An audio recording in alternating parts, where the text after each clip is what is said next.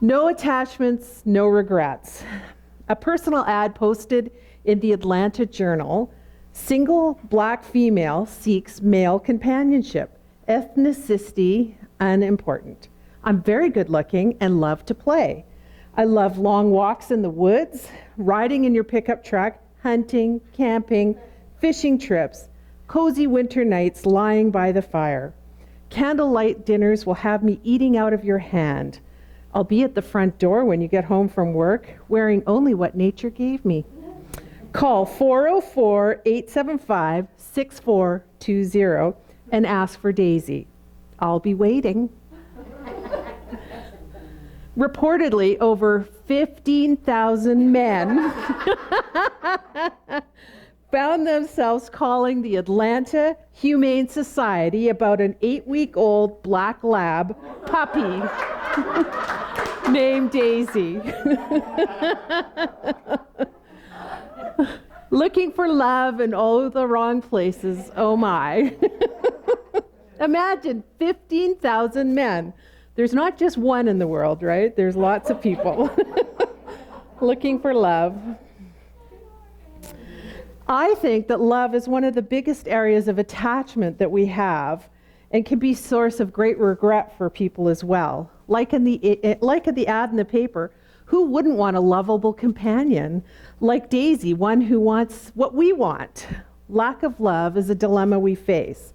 I attended a conference where one of the workshop was entitled Alone at a Crowded Convention. In fact, it was actually one of the most popular meetings or workshops at the conference. And I've often wondered if any of the attendees hooked up after that session. But it's true. How many here have experienced that feeling of loneliness? Raise your hands. How many have never felt the pain of loneliness? Good, I'm not alone. The torment of teenage angst, of unrequited love, or the pain of a breakup after many years of marriage. It leaves a gap in our lives. I've often said I had a God-sized hole in my gut. I too experienced the pain of losing my true loves.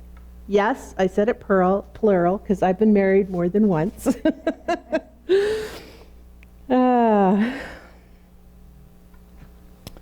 The first marriage was so painful, that breakup. It was a time in my life where I really had to let go of my attachments to concepts of marriage, of companionship, to the dashed dreams, and to find something in myself to pull me out from the hole of despair. I was a hopeless romantic and thought that my husband was my knight in shining armor, coming over to rescue me. But rescue me from what? It turned out to be from myself. My feelings of being incomplete, of not being good enough. I was so young, I was in my 20s, that seems young now.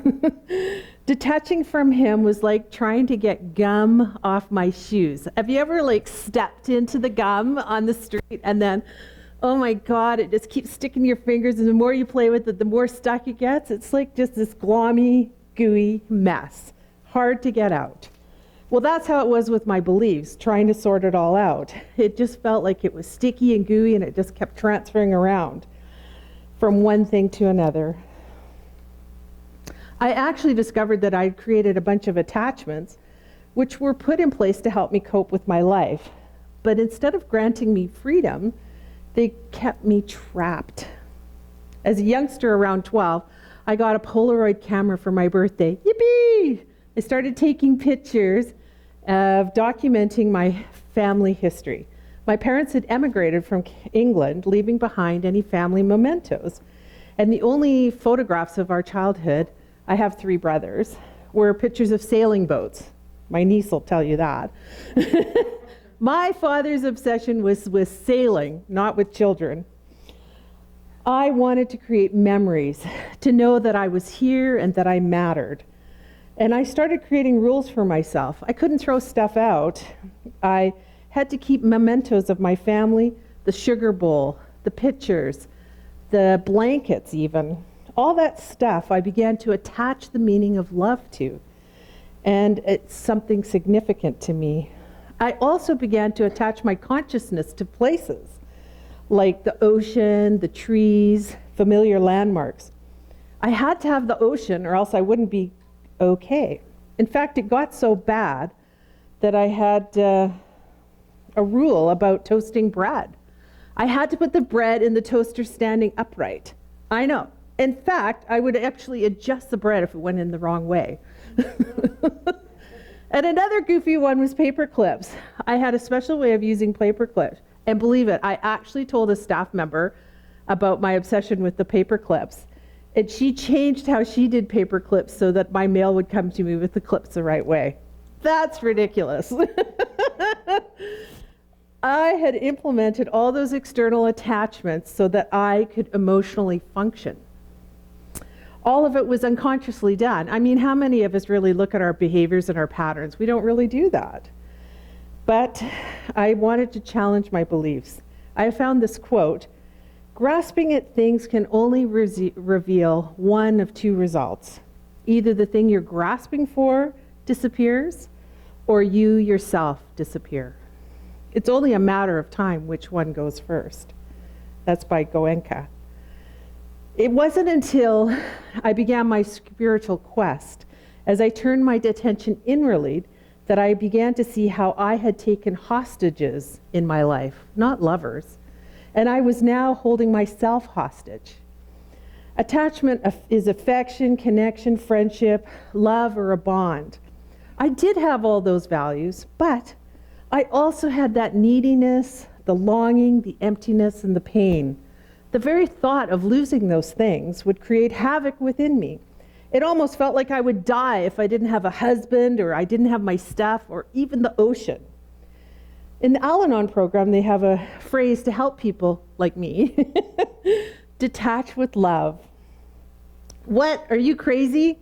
Detachment is impartiality, objective, disinterest, aloofness, and indifference. I am passionate, not indifferent and aloof. However, I did discover this was a great tool to use for letting go of this heart pain. And boy, did I want to create a life of freedom within, to feel harmony, happiness, and to live in playful joy. So I embraced that concept, let go and let God, detach with love, don't take it personally, no attachments. In the past, I was grasping at the orange and red flames in a fire, and I was experiencing that burning pain. But today I sit back and I admire the flames of the fire. I don't need to grasp onto life. I've become an observer of life. There's a Buddhist story about attachment and letting go. It's the story of the monkey and the coconut. So some villagers wanted to capture a monkey. So they got this coconut, they made a little hole in the top of it, plopped in some peanuts, and then put it into the V of a tree, really firmly so it was stuck in there. Along comes, I can't really swing like a monkey, but you get the idea. The monkey swinging along smells the delicious peanuts and finds the coconut and sticks his hand into the coconut. Now grabs the peanuts, can't get his hand out. Along come the villagers, but the monkey can't run away because he's stuck in the tree now. Now, how many of us are like that? So attached to our ideas. We're monkeys, really. We won't let go. We hold on to our beliefs, stubbornly defending our concepts. I don't know if you've heard this phrase, we can continue to argue for our own limitations. I'm too tired. I work so hard. You don't understand. We're clutching at peanuts and not opening our minds, closed to hearing new ideas or new ways of being. One recent example for me, how I had to change my mind, was the story of the lion shot by the dentist. Does everybody here know that story? Yeah. Just to recap, okay, good, thank you. Recapping, there was a dentist, an American dentist, and he went on a safari to Africa, and I'm not really sure of all the details, but somehow they lured this very friendly lion off the game reserve and then shot him and took him home as a trophy. And so this story went viral all over the world. And there actually was a couple of interesting takeaways for me. I had shared a post from someone else on my Facebook page, just kind of like post, oh yeah, I like that. And one of my Facebook friends posted a strong reply on my newsfeed, something to the effect of, "Give it up about the lion. There's a lot of Black Americans being shot in the US, and their stories are never ever hitting the news." And I was surprised to my reaction to this post. People don't say negative things on my Facebook feed. I wasn't used to that. And it really got me to think about the issue of the lion, the dentist, the global community, and the plight of Black Americans. I came to see there truly is a global consciousness. The entire world knew about the death of the lion. I marveled about how that dentist's life will never be the same. He randomly just took a vacation. Like, here's this dentist, he's in wherever he lived, Colorado, and he takes this vacation, gets to the plane, flies to Africa, and he's doing what he wants to do. Now the whole world knows who he is, they know where he lives, and they revile him for something that he liked to do. Many, many people could agree that it's not a good thing to hunt lions. We actually heard and saw African politicians on American news channels talking about what they thought, changes that they were considering, and that was remarkable to me. I came to appreciate my friend's comment deeply. I continue to need to be, mindful about what I post on Facebook. I believe that there's a global community now as a result of this idea of lion hunting. And I can see that there's a momentum of Centers for Spiritual Living. We have a global vision of a world that works for everyone. It is possible, isn't it?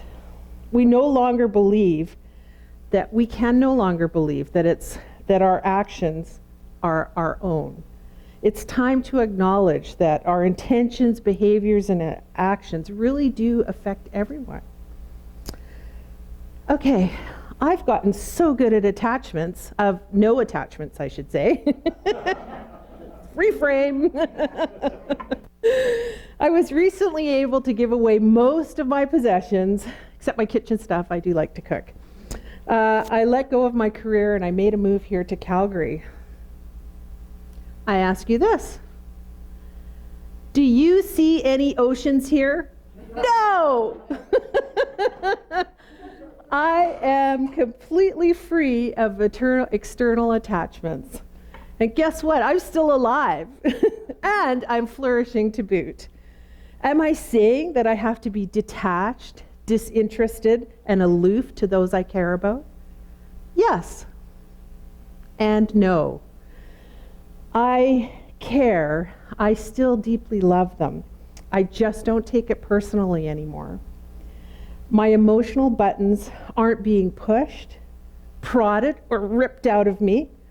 I'm at peace with where my source of love is. It's inside me.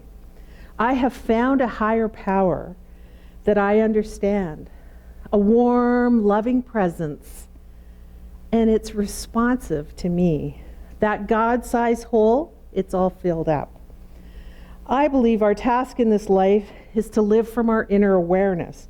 As Ernest Holmes says, that's the founder of this teaching, the practitioner, so that's all of us, we're all practitioners, does not deal with the material man. He says the spiritual man is perfect, and that disease cannot attach itself to this spiritual man.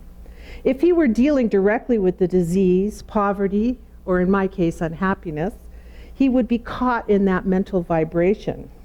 We should seek to disentangle our imagination from the material man and join with it in our contemplation of the spiritual man. Spiritual man is perfect.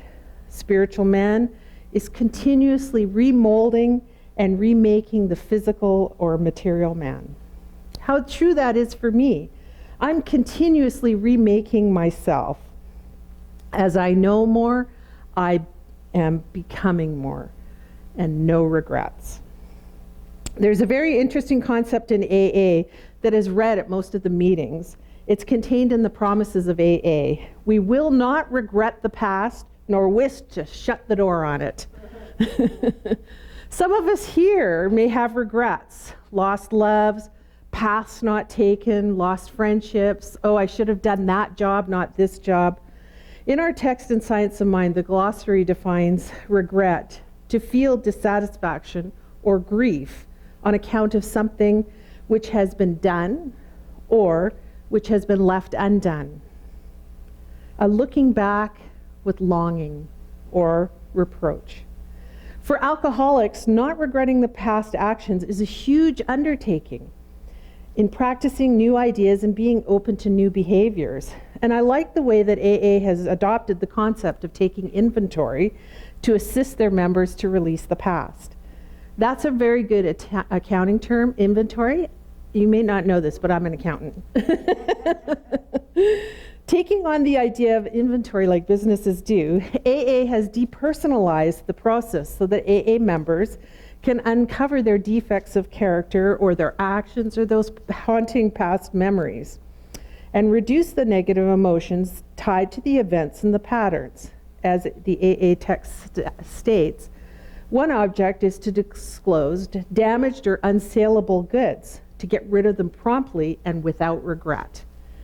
Much like businesses do when taking their inventory, disposing of the obsolete products or broken things, once we allow ourselves the space to separate out those negative emotions of our past, we can be free and feel no regrets. As our buddy Ernest says, this is from our Declaration of Principles, we believe the ultimate goal of life to be complete emancipation. I had to look that one up. It means liberation or freedom from all discord of any nature, and that this goal is sure to be attained by all. So all of us can have that. And he further states, unlike the physician who must diagnose the disease and work with it, the metaphysician, who's that? That's us, the metaphysicians, turns entirely away from the disease in his thought. Diseases, whether they be mumps or measles, poverty or unhappiness, are all wrong adjustments to life. This is what disease looks like. It's lack of ease. The mental and spiritual practitioner, who's that? Us, must turn completely away from the condition and must contemplate it as it ought to be, never as it appears to be. I found a very cool idea about detaching from people, and you can pick up a handout at the back when you leave today. Step 1, choose somebody that you love. You can just do this in your mind right now. Choose somebody you love. We had that beautiful meditation, so this ties in beautifully. But you might have a little bit of a problem with that person. Maybe you feel a twinge of anxiety or anger or a little sadness. So you've got that person in your mind. Step 2, identify what this person must do to make you happy. And use this sentence. If blank would only blank, then I could feel blank. So let's use an example. If Frank, anybody here called Frank? We don't want to use anybody's name. No, okay, no Franks? Okay, good.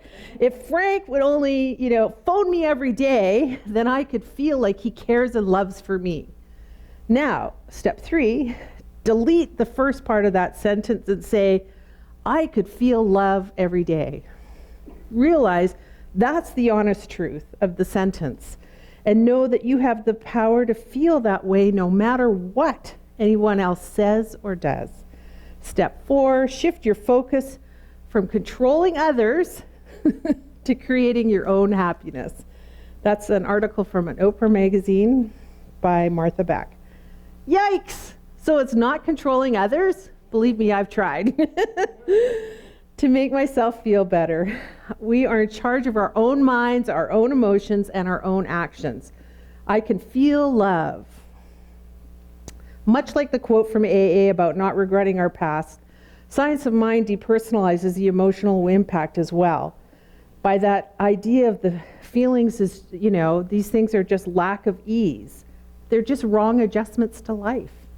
Living life without unhealthy attachments and no regrets is not for us to look outwardly to others, but to turn and delve internally, to look within our own minds, to turn away from the unwanted conditions and live what we do want to live. Today, why I'm in Calgary is because I'm designing a life that I love to live.